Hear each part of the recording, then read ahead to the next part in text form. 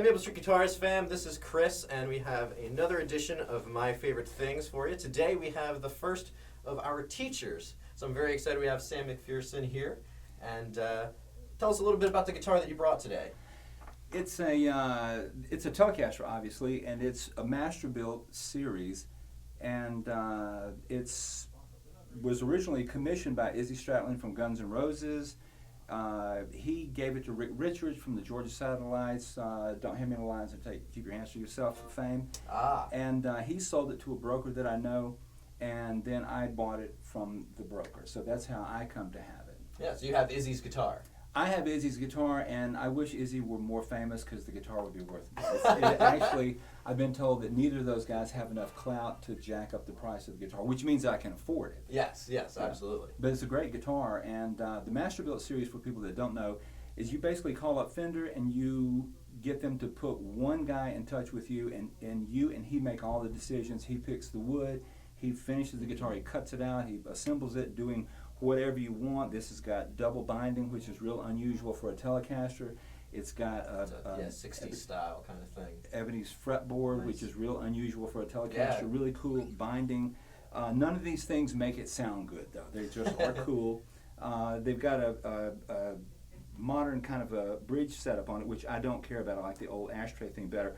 But that's such a minor thing. It's got kind of a cool toggle switch that you can't really see in the video, I don't think.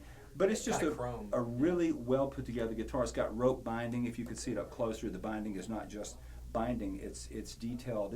It's just a really nice detailed guitar. When Rick Richards from the Satellites had it, he upgraded the pickups from the Fender Custom Shop pickups to some Lawler pickups. And this was when I first heard of Lawler. I had no idea who he was. The broker that I bought it from told me that Lawler was the first guy. You got to remember, this is around we'll just say 2000. Okay. And so I didn't know who any of these custom builders were. And he said that Lawler was one of the first guys to really get it right, to figure out how to dial in these replicas of the vintage style pickups, so the guitar really sounds good too. I don't know what the Fender pickups sounded like because they've never been in the guitar since I've had it. But these pickups sound really, really good. They honk and spit like a Tele should. Yeah. So I'm just real thrilled with it. Anytime I play this guitar, I feel like I'm playing a very special instrument because of the way it sounds, not because of the way it looks. Yeah. Well, both parts are kind of important, right? It's cool to have when they both come together. Yes. Yeah. And you're a Tele guy, right? I am now. For years I was a Strat guy. Oh, okay. That's all I played, and I thought Strats were just the coolest guitar of all. I stumbled into a Les Paul that was a really good Les Paul that I could afford, so I bought that for $400 back when they went for $400. Yeah. And then my hero and mentor, Thumbs Carlisle, look him up. He's all over YouTube. He played a Telecaster. After he passed away about a year later, I got real melancholy, so I went out and I bought a Telecaster. Immediately fell in love with it, and it killed all of my other guitars. Oh, wow. So I still have the Les Paul, but I got rid of 13 guitars, and now I don't have a Strat, but I do have 4 Telecasters. Okay. They're all different colors, which means nothing. But yeah, I've got several other guitars too, but I'm really a Tele player. If you see me, I'm probably playing a Telecaster. What is it about the Tele that really speaks to you? There's a different tone about a Telecaster.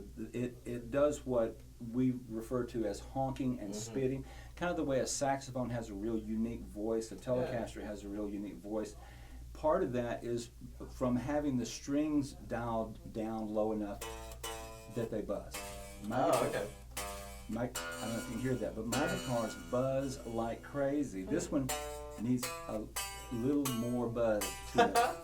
But it's that buzz that gives it a real hard percussive attack. And then the tone, Les Paul said before he settled on Gibsons, he was playing every guitar out there, and he said when he played a Telecaster, it had two tones, one good and one was awful. So he didn't stay with it. But this pickup is just magic. I can play all night with this bridge pickup, and it just is an amazing thing to hear and to use. Yeah. And you get excited when your guitar sounds good. Yeah, and you use really thick strings on that too, right? I have. Well, to me, really thick strings. Well, I had 13s on it for probably 10 or 15 years, but now it's got 12s on it. Which is still pretty thick. I think I've gotten lazy. I found that I had a hard time bending behind the nut there. with 13s, and I can barely do it with 12s. So that's how I've come to go down to 12s. And I think also when we talked about this guitar, you mentioned that it may not have been in the nicest shape when you got it. When I got it, I don't know who had sweated on the guitar, but the guitar had been played so much that it had a big milky area over here that I didn't think would ever come out. And then when you played the guitar, it had the smell of men's cologne, a man that's been sweating, and now it's 2 o'clock in the morning. Ooh. And it just really had a putrid, sour smell, but you could tell it was men's cologne. So I took a lot of the guitar apart and just got a polish compound and started polishing on it. The milky area came out and the smell went away, and it may have taken an hour to do that from the time I started to the time I got strings back on it. But now it's fine. It has no smell now, which is really good. Which is welcome, yeah. That's right. And would you say this might be your main stage guitar, or does this see the stage? Well, I've got some sparkle guitars now. Ah, yes. And I kind of am I'm all about gaudy, and this one isn't quite gaudy enough. So when I play, and it's really important that the tone sounds good, I'll take this. But if I'm just playing a normal gig, I might play a gold sparkle Telecaster or a silver sparkle Telecaster. But it's still going to be a Telecaster. Yeah. But it's if you said bring your best guitar, this would probably be it. Cool. Well, I think I speak for myself and the viewers. Let's hear you play the thing. Unplugged. Yeah.